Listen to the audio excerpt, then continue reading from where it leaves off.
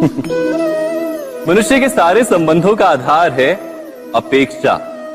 पति कैसा हो जो मेरा जीवन सुख और सुविधा से भर दे। पत्नी कैसी हो जो सदैव मेरे प्रति समर्पित रहे। संतान कैसी हो जो मेरी सेवा करे, मेरा आदेश माने।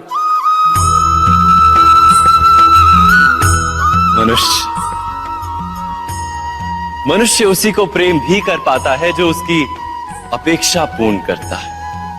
और अपेक्षा की तो नियति है भंग होना। कैसे? क्योंकि अपेक्षा मनुष्य के मस्तिष्क में जन्म लेती है। कोई अन्य व्यक्ति उसकी अपेक्षाओं के बारे में जान ही नहीं पाता।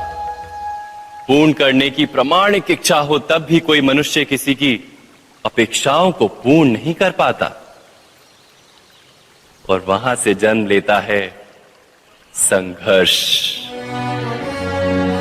सारे संबंध संघर्ष में परिवर्तित हो जाते।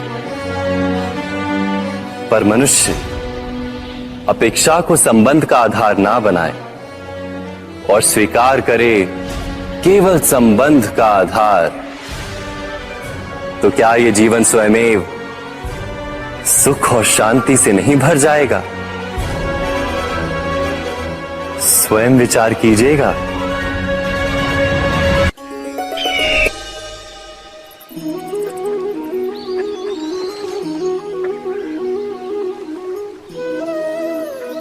समय के आरंभ से ही मनुष्य को एक प्रश्न सदा पीड़ा देता है कि वो अपने संबंधों में अधिकतम सुख और कम से कम दुख किस प्रकार प्राप्त कर सकता है।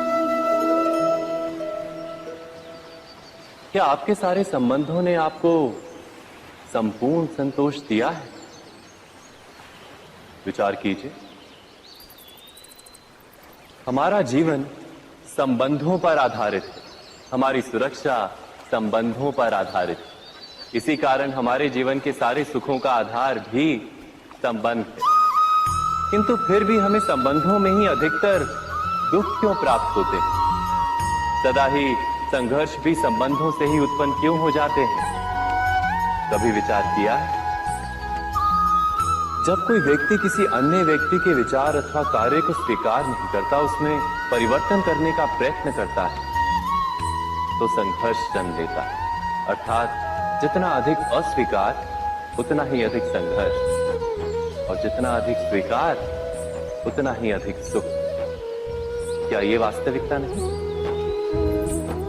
यदि मनुष्य स्वयं अपनी अपेक्षाओं पर अंकुश रखे, अपने विचारों को परखे, किसी अन्य व्यक्ति में परिवर्तन करने का प्रयत्न ना कर स्वयं अपने भीतर परिवर्तन करने का प्रयास करे, तो क्या संबंधों में संतोष प्राप्त करना इतना कठिन?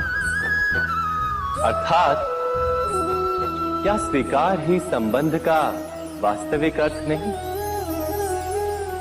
स्वयं विचार कीजिए।